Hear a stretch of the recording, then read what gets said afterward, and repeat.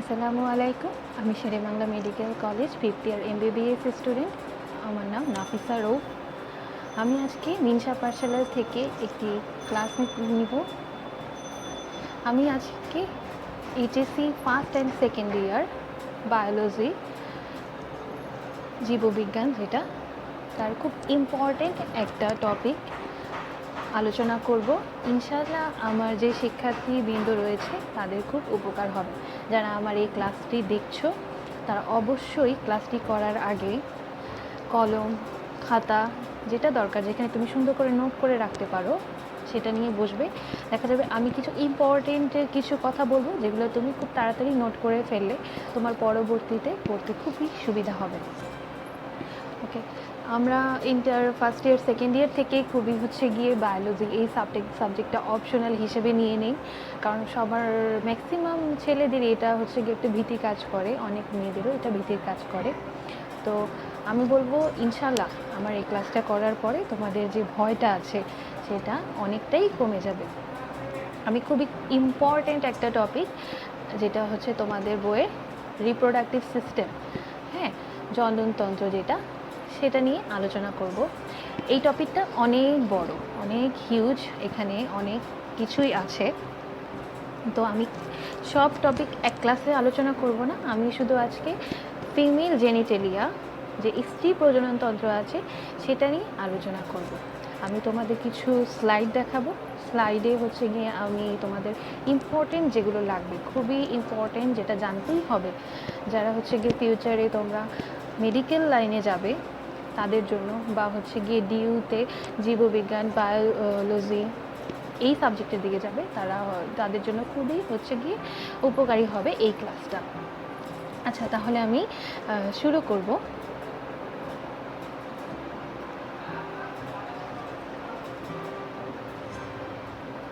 আচ্ছা, দেখো স্ক্রিনে দেখা যাচ্ছে, আমি এটা গিয়ে অধ্যায় 9, মানব জীবনের ধারাবাহিকতা, যেটা কন্টিনিউয়েশন অফ হিউম্যান লাইফ। প্রজনন একটা প্রক্রিয়া, জীব নিজ সত্তা বিশিষ্ট অপত্য বংশধর সৃষ্টি করে নিজ প্রজাতির স্থায়িত্ব বজায় রাখে। আমি একটু রিডিং করছি, তারপর আমি বলছি। মানুষের বংশবৃদ্ধি জনন প্রক্রিয়া সাধিত হয়। মানুষ একলিঙ্গ প্রাণী, এদের পুরুষ ও স্ত্রী জননাঙ্গ ভিন্ন ভিন্ন দেহে অবস্থান করে। আচ্ছা, প্রজননের মূল কথাটাই হলো, এটা একটা প্রক্রিয়া, যাকে আমরা ইংলিশে প্রসেস বলি। এই প্রসেসের মাধ্যমে দেখা যাবে একটা প্রজাতি হিউম্যান লাইফ থেকে আমরা তার বংশধারা বিস্তার করতে পারবে, তার ফিউচার জেনারেশন আসবে। এইভাবে যে বংশধারাটা গিয়ে আগাচ্ছে, বৃদ্ধি পাচ্ছে, এটাই আমাদের প্রজনন।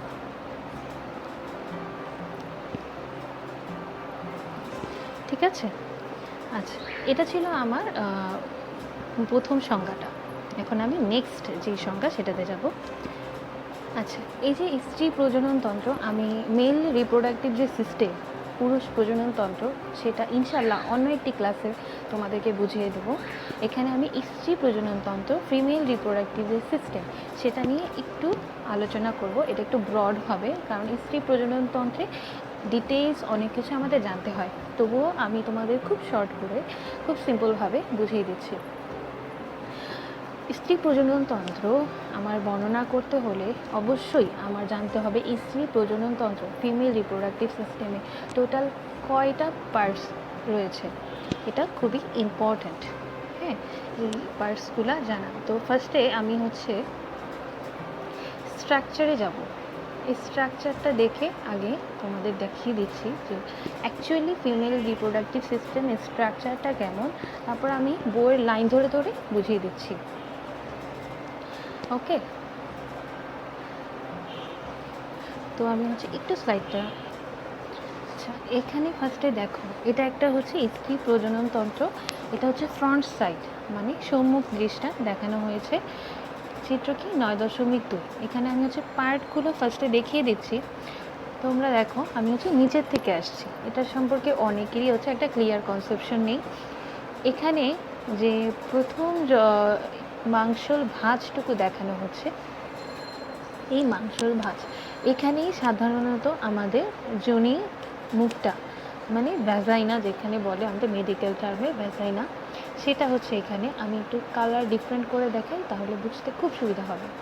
আচ্ছা, এই যে যোনিপথ, যোনিমুখ, মাংসল ভাঁজ, এইটুকু আমরা ভ্যাজাইনা বলবো, মানে টোটালটাই যোনি। ওকে, তারপর দেখো আমি রেড মার্ক দিয়ে দেখাচ্ছি, এই যে সার্ভিক্স লেখা আছে, অনেকেই এই জিনিসটা খুব ভুল করে ফেলে, যে হচ্ছে ইউটেরাস আর হচ্ছে গিয়ে জরায়ু সার্ভিক্স, এটাকে অনেক গোলমাল পাকিয়ে ফেলে। এটা কখনোই গোলমাল পাকাবে না। এই যে আমাদের জরায়ু, এই জায়গাটুকু, হ্যাঁ, এটার যে মুখটা, এই মুখটাই হচ্ছে আমার সার্ভিক্স। এই মুখটাকে বলবো আমরা সার্ভিক্স, আর এই টোটালটা হচ্ছে আমার জরায়ু। ঠিক আছে, এই যে জরায়ুটা কোনটা, এই যে আমার এই পার্টটা এটা, আর এটার যে মুখটা, মুখটা হবে আমার সার্ভিক্স। আচ্ছা দেখো, জরায়ুর পাশে ডিম্বাশয়। ডিম্বাশয় আমরা জানি দুটো থাকবে মেয়েদের, তো এই সাইডে একটা আর হচ্ছে এই সাইডে দুইটা ডিম্বাশয়।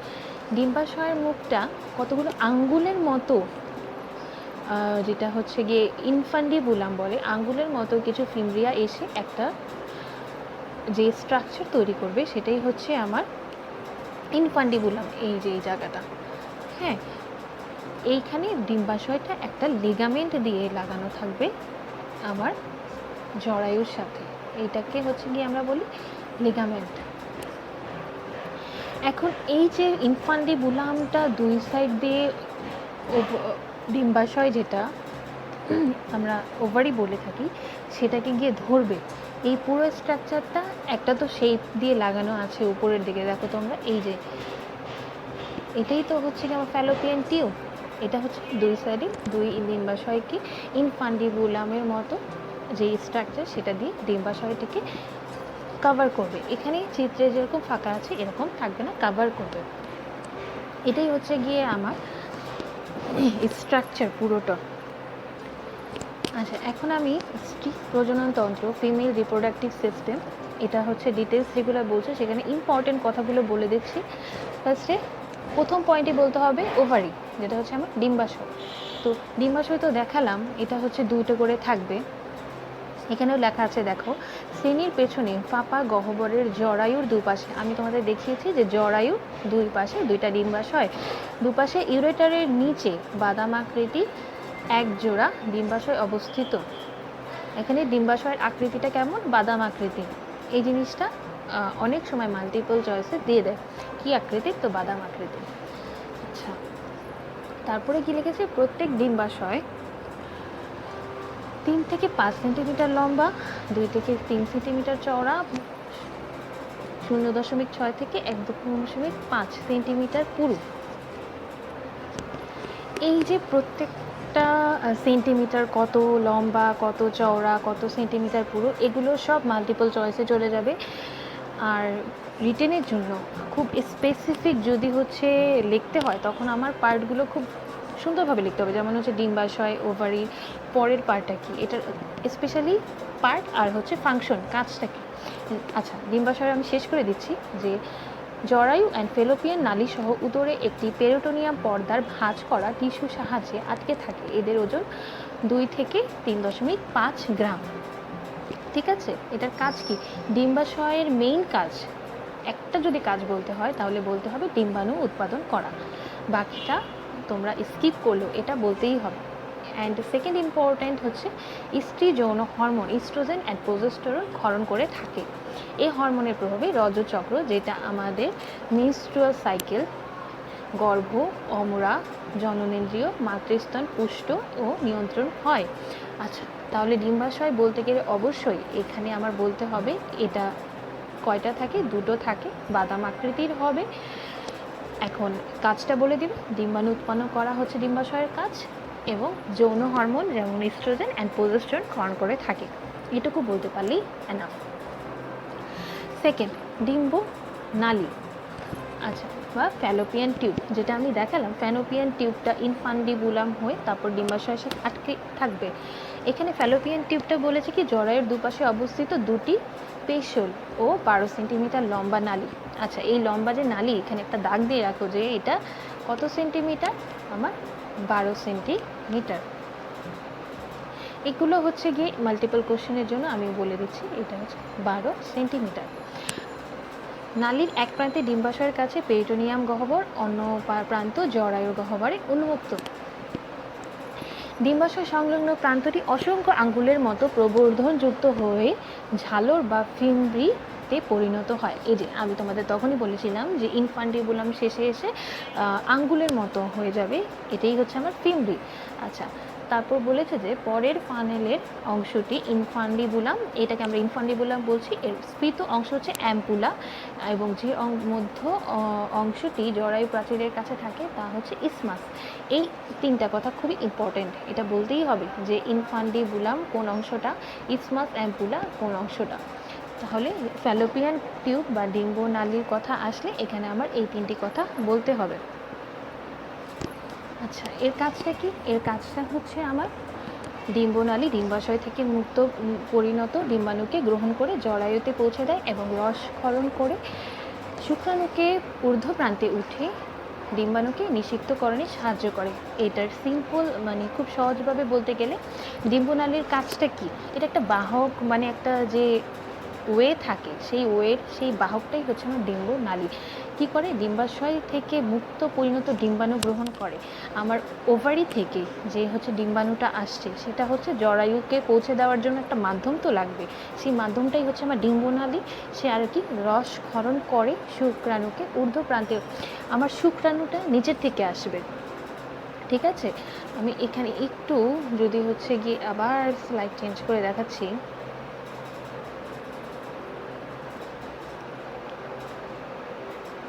আচ্ছা, এখানে হচ্ছে আমার এখান থেকে আমার হচ্ছে শুক্রাণুটা হচ্ছে এই পথে উঠবে, সার্ভিক্স দিয়ে যাবে, তারপর আমার এই যে ফ্যালোপিয়ান টিউব যেটা ডিম্ব নালী বলা হচ্ছে, এখানেই শুক্রাণু আর হচ্ছে ডিম্বাণুর হচ্ছে মিলন হবে।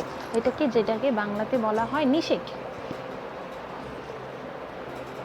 আচ্ছা, আশা করি জিনিসটা বোঝা গেছে কাজটা। এরপর হচ্ছে আমরা জরায়ুতে আসি। এখানে তো বলেছিলাম যে জরায়ু কোনটা, এই যে এই জায়গাটা। হ্যাঁ, এখন জরায়ু এখানে কি ইউটেরাস, দেখতে কি উল্টানো নাশপতির মতো, এই উল্টানো নাশপতির মতো কথাটা লাগবে। তারপর হচ্ছে ফাঁপা মাংসল অঙ্গ মূত্রাশয়ের পেছনে ও ফলা, এটা তো তাই, মলাশয়ের সামনে, মানে হচ্ছে রেকটাম যেটা আমাদের মলাশয় সেটার সামনে শ্রোণী গহ্বরে অবস্থিত। জরায়ু প্রাচীর বহিস্থ পেরিমেট্রিয়াম, মধ্যস্থ মায়োমেট্রিয়াম, অন্তস্থ এন্ডোমেট্রিয়াম। এই তিনটা জিনিস লাগবে যে কোনটা হচ্ছে গিয়ে কি।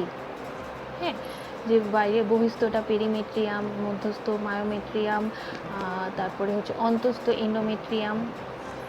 ওকে, নিচের অংশটাকে আমরা সার্ভিক্স বলছি, আমি তো বলেছি না মাথা যেটা সেটা হচ্ছে সার্ভিক্স ইউটেরাসে। এবং বয়ঃসন্ধিক্ষণে জরায়ু পূর্ণতা লাভ করে, কিন্তু গর্ভাবস্থায় এটি প্রায় 20 গুণ বৃদ্ধি পায়। কয় গুণ বৃদ্ধি পায়, এটা মোস্ট ইম্পর্টেন্ট একটা এমসিকিউ, যে কত গুণ বৃদ্ধি পাবে। ঠিক আছে, আচ্ছা, তারপর হচ্ছে গিয়ে এটার কাজ, জরায়ুর কাজটা কি? জরায়ুর কাজ হবে ভূমিষ্ঠ হওয়ার পূর্ব পর্যন্ত ভ্রূণকে আগলে রক্ষা করা এবং পরিস্ফুটন সম্ভবপর করে তোলা। এখান থেকে অমরা সৃষ্টি হয়ে ভ্রূণের পুষ্টি, রেচন ও শোষণ সম্পূর্ণ করে। শুক্রাণুর আগমনকে ত্বরান্বিত করে। সার্ভিক্সে নিঃসৃত ক্ষারকীয় রস শুক্রাণুকে চলৎ শক্তি দেয়। এটার মেইন কথাটা কি? একদম সিম্পলভাবে বলতে গেলে যে আমাদের যে নিষেক হচ্ছে সেখানে যে আমার শুক্রাণু ডিম্বাণুর মিলন হচ্ছে, আমার যে শুক্রাণুটাকে হচ্ছে পৌঁছে দিচ্ছে, এই মেইন কাজটাই ইউটেরাস করছে। কারণ এখান থেকে যে রসটা ক্ষরণ হচ্ছে সেটা আমার ইউটেরাস থেকে ফেলোপিয়ান টিউব পর্যন্ত শুক্রাণুকে নিয়ে যায়। এরপর আমরা লাস্ট যেটা হচ্ছে কি ইম্পর্টেন্ট, যেটা হচ্ছে যৌন ভ্যাজাইনা। এটাও ইম্পর্টেন্ট। এখানে হচ্ছে কি বলছে, এটাই শুক্রাণু গ্রহণের, এখানে ভ্যাজাইনা এটা হচ্ছে একটি শুক্রাণু গ্রহণের সাথে সম্পর্কযুক্ত স্ত্রীদেহের একটি মাংস, 8 থেকে 10 সেন্টিমিটার লম্বা। এই জিনিসটা লাগবে কত সেন্টিমিটার লম্বা। নলাকার খাদ যা মূত্রাশয়ের নিচ দিয়ে দেহের অভ্যন্তরে অবস্থিত, জরায়ু থেকে বাইরে উন্মুক্ত। ভ্যাজাইনাটা কি? এই জায়গা দিয়েই তো আমার শুক্রাণুটা প্রবেশ করছে। হ্যাঁ, এটা একটা মাংসল, একটা দেহের স্ত্রী দেহের একটা মাংসল অঙ্গ, যেটা 8 থেকে 10 সেন্টিমিটার লম্বা হবে। এবং যা মূত্রাশয়ের নিচ দিয়ে আমাদের যে ভ্যাজাইনা থাকবে সেটার উপরে আমার ইউরেথ্রা মূত্রাশয়টা থাকবে। ইউরিনেশন যেখান দিয়ে হয়, স্ত্রীদের দুটো থাকবে, একটা হচ্ছে গিয়ে আমার ভ্যাজাইনা যেখানে আমার মেনস্ট্রুয়াল সাইকেলটা হচ্ছে গিয়ে কন্টিনিউশন হয়, আর তার উপরে থাকে আবার ইউরেথ্রা, মানে ওখান দিয়ে আমার ইউরিনেশন হবে, মূত্রাশয় যেটা। আচ্ছা, দেহের অভ্যন্তরে অবস্থিত জরায়ু থেকে বাইরে উন্মুক্ত যোনির প্রাচীরে রোগী নামক অসংখ্য ভাঁজ থাকে। এই ভাঁজগুলো যে থাকবে সেগুলোকে হচ্ছে রোগী বলা হয়। এগুলো আমরা ফিউচারে যারা মেডিকেল লাইনে চলে যাবা, বায়োলজির লাইনে থাকবা, তারা হচ্ছে গিয়ে এগুলো পরে আরও ডিটেলস জানতে পারবা। কাজটা কি? কাজটা হচ্ছে যোনি মাংস প্রাচীরের সাহায্যে যে কোনো আকারের শিশ্নকে গ্রহণ করে। শিশ্নকে মানে হচ্ছে তোমার শুক্রাণু, যে শুক্রাণুগুলো যে আসবে মেল রিপ্রোডাক্টিভ সিস্টেম থেকে, সেটাকে গ্রহণ করছে ভ্যাজাইনা দিয়ে। বীর্য সংকলনের জন্য প্রয়োজনীয় উত্তেজনা প্রদান করে, আর স্থলিত বীর্য গ্রহণ করে এবং প্রসব ঝামেলামুক্ত করে। আচ্ছা, এখানে বলছে যে যোনিটা হচ্ছে কাজটা কি, যোনির এখানে মেইন যে কাজটা সেটা হচ্ছে গিয়ে যে কোনো আকারের শিশ্নকে গ্রহণ করে। এটা মেল রিপ্রোডাক্টিভ সিস্টেম পড়ানোর সময় আমি হচ্ছে কি বুঝিয়ে দিব যে আমাদের মেল যে শিশ্নটা, ওটা আমি তখন বোঝাবো মেল রিপ্রোডাক্টিভ সিস্টেমে। এটা সেক্সুয়াল প্রসেসের কথা বলা হয়েছে, আর এখানে বীর্য সংকলন ওটাও হচ্ছে গিয়ে সেক্সুয়াল প্রসেস। আর এখান থেকে কি প্রসব ঝামেলা মুক্ত করেই, কারণ আমরা যদি নর্মাল ডেলিভারির কথা বলে থাকি তাহলে নর্মাল ডেলিভারি সাধারণত ভ্যাজাইনা দিয়েই হয়, এই জন্য এখানে বলা হয়েছে প্রসব ঝামেলা মুক্ত করে। এখন লাস্ট যেটা 5 নাম্বার বহি যৌনাঙ্গ, এটাকে হচ্ছে এক্সটার্নাল জেনিটালিয়া বলা হচ্ছে। এখানে হচ্ছে এক্সটার্নাল যেটা থাকবে সেটা হচ্ছে আমার লেবিয়া মেজোরা, লেবিয়া মাইনরা। আমাদের যে স্ত্রী যে প্রজনন তন্ত্র, সেখানে যে হচ্ছে একটা মাংস যে একটা হচ্ছে গিয়ে অংশ থাকে, সেই অংশটাকে যেটা দিয়ে একটা চামড়ার মোটা পর্দা দিয়ে ঢাকা থাকে, তা সেটা হচ্ছে আমার লেবিয়া মেজোরা। আর উপরের যে থাকে, উপরের যে হচ্ছে কি উপরে যেখানে হচ্ছে গিয়ে আমাদের এক্সিলারি হেয়ার হয়, যে হচ্ছে পিউবিক হেয়ার যেগুলোকে বলে, সেগুলো হচ্ছে সেই পার্টটা হচ্ছে আমার মাইনোরা, লেবিয়া মাইনোরা। আচ্ছা, ঠিক আছে। এখানে হচ্ছে বার্থোলিন গ্রন্থি হচ্ছে গিয়ে নামে দুটি বড় গ্রন্থি থাকে। এগুলো হচ্ছে পড়ে নিলেই বুঝতে পারবে যে কোন পার্টটাকে কি বলছে। কাজটা মেন কাজটা কি, লেবিয়া মেজোরা অ্যান্ড মাইনোরা যোনিদ্বারকে ঢেকে রাখে, এটাই তো মেন কাজ। যে যোনি যে আমার যে মেন পার্ট ভ্যাজাইনা, ইউরেথ্রা, ওই পার্টগুলোকে ঢেকে রাখছে। বার্থোলিনের গ্রন্থিক্ষরণ যৌন মিলনের সময় যোনিপথকে পিচ্ছিল করে তোলে, আর ক্লাইটোরিস যৌন মিলনকে আনন্দ ঘন করে তোলে। ঠিক আছে, এখন হচ্ছে আমার স্ত্রী প্রজননতন্ত্রের হরমোন ক্রিয়া, hormonal action of female reproductive system. আচ্ছা, আমি হচ্ছে বলার সময় আমার বাংলাটা একটু হচ্ছে আটকে যাচ্ছে, কারণ আমার হচ্ছে পড়াশোনা ইংলিশ লাইনে, সো আমার ইংলিশ বলতে খুব হচ্ছে গিয়ে ফ্লুয়েন্ট হয়ে যায়। আচ্ছা, একটু সমস্যা হবে, কিন্তু ইনশাল্লাহ তোমরা বুঝতে পারবে। আচ্ছা, আমরা হচ্ছে ডিম্বাশয়ে যখন ওভারির কথা বলেছিলাম তখন দুটো হরমোনের কথা বলা হয়েছিল, ইস্ট্রোজেন অ্যান্ড প্রোজেস্টেরন। এই দুটো খুব ইম্পর্টেন্ট স্ত্রী যৌন হরমোনের ক্ষরণের জন্য। হ্যাঁ, এই দুটো হরমোনই আমার পুরো বডির যে কাজগুলো সেগুলো হচ্ছে গিয়ে মেনটেন করে। থাইরয়েডের কাজগুলো, এন্ডোমেট্রিয়ামের বৃদ্ধি ঘটায়, স্ত্রী চরিত্রের পরিস্ফুটন, যেমন সেকেন্ডারি ক্যারেক্টারিস্টিক তোমরা বুঝবে। সেকেন্ডারি ক্যারেক্টারিস্টিক্স যেমন হচ্ছে অ্যাডোলেসেন্স, মানে যখন হচ্ছে একটা কৈশোর থেকে একটা হচ্ছে গিয়ে বয়সন্ধিকালে পৌঁছায়, তখন হচ্ছে পুরুষ স্ত্রী সবার মধ্যে একটু কিছু চেঞ্জ আসে। এগুলোই হচ্ছে আমার সেকেন্ডারি ক্যারেক্টারিস্টিক্স। এগুলো কেন হচ্ছে? এগুলো আমার এই ইস্ট্রোজেন, প্রোজেস্টেরন, এই হরমোনগুলোর জন্য হচ্ছে। আমি যখন মেল রিপ্রোডাক্টিভ সিস্টেম সম্পর্কে আলোচনা করব তখন বলে দেব যে টেস্টোস্টেরন যেটা, হ্যাঁ, টেস্টিস থেকে কোন হরমোন থেকে আসছে। তো এগুলো হচ্ছে মেল ফিমেল, এই হরমোনগুলো আমাদের বডির সকল ক্রিয়াগুলোকে মেনটেন করে। লাস্ট কিছু হচ্ছে ওই হরমোন যেমন প্রোজেস্টেরন ভ্রূণের পরিস্ফুটনের জন্য জরায়ুর ভিতর উপযুক্ত পরিবেশ সৃষ্টি করে, এটা হচ্ছে প্রোজেস্টেরনের কাজ। তো পড়ার সময় এভাবে বলবে যে ইস্ট্রোজেনের কাজটা কী, প্রোজেস্টেরনের কাজটা কী, তাহলে খুব ইজি হয়ে যাবে। এত হচ্ছে গিয়ে এত মানে এই জিনিসগুলো পড়তে এত কঠিন কঠিন লাগে শুরুর দিকে, কিন্তু পরে এগুলো যদি একটু বুঝে পড়া যায় তাহলে মনে হবে এগুলো থেকে সহজ আর কিছুই নেই। তারপর দেখো 3 নাম্বারটা কি, পিটুইটারি গ্রন্থি থেকে ক্ষরিত ফলিকল স্টিমুলেটিং হরমোন FSH যেটা, সেটা হচ্ছে কি করবে, আমার ফলিকলের বৃদ্ধি, নামেই আছে ফলিকল স্টিমুলেটিং, তাহলে কি ফলিকলকে বৃদ্ধি করবে। তারপর তোমার ওভুলেশন, ঠিক আছে, এবং ইস্ট্রোজেন সৃষ্টিতে ভূমিকা রাখে। পিটুইটারি গ্রন্থি থেকে 4 নম্বর পয়েন্টটা পড়ছি, পিটুইটারি গ্রন্থি থেকে ক্ষরিত লুটিনাইজিং হরমোন এর প্রভাবে গ্রাফিয়ান ফলিকল কর্পাস লুটিয়ামে পরিণত হয়। আচ্ছা 5 নাম্বার কি, অমরা থেকে ক্ষরিত হিউম্যান কোরিয়নিক গোনাডোট্রপিন হরমোনগুলো স্ত্রী জননাঙ্গের বৃদ্ধি, তারপর তোমার হচ্ছে ফিটাসের বর্ধনের জন্য গ্লুকোজ সরবরাহ নিশ্চিত করে। 6 নাম্বার, ডিম্বাশয় এবং অমরা থেকে ক্ষরিত রিল্যাক্সিন হরমোন মহিলাদের প্রসবের সময় শ্রোণীদেশীয় লিগামেন্ট ও পেশির প্রসারণ ঘটায়। আচ্ছা ঠিক আছে, এই জিনিসগুলো কি, এগুলো হচ্ছে কি কোন হরমোনের কাজটা কি, এটা আমি যদি তোমাদের ডিটেলসে বলতে যাই তাহলে হচ্ছে এই একটা ক্লাস সম্ভব না, এখানে 5-6টা ক্লাস হয়ে যাবে। তো আমি বেশি হচ্ছে গিয়ে ডিটেলস বলছি না, আমি শুধু বলছি এখানে তোমাদের এই যে হরমোন যেমন follicle stimulating hormone, luteinising hormone, human chorionic gonadotropin hormone, relaxing hormone, তোমরা কি করবে এই হরমোনগুলোর নাম লিখবে, নাম লিখে একটা টান দিয়ে কি করবে, ফলিকল স্টিমুলেটিং হরমোন কাজটা কি, এটা হচ্ছে ফলিকলের বৃদ্ধি করে, শেষ। ইস্ট্রোজেন সৃষ্টিতে ভূমিকা রাখে, শেষ। এরপরে 4 নম্বরে যে লুটিনাইজিং হরমোন দাগ দিয়ে লিখবা, গ্রাফিয়ান ফলিকল কর্পাস লুটিয়ামে পরিণত হয় এই হরমোনটার কারণে, এভাবে ছোটো করে লিখে রাখবা, এবং হচ্ছে তোমাদের মেমোরিতে থাকে। ঠিক আছে, এগুলো ছিল আমার স্লাইড। ওকে, তো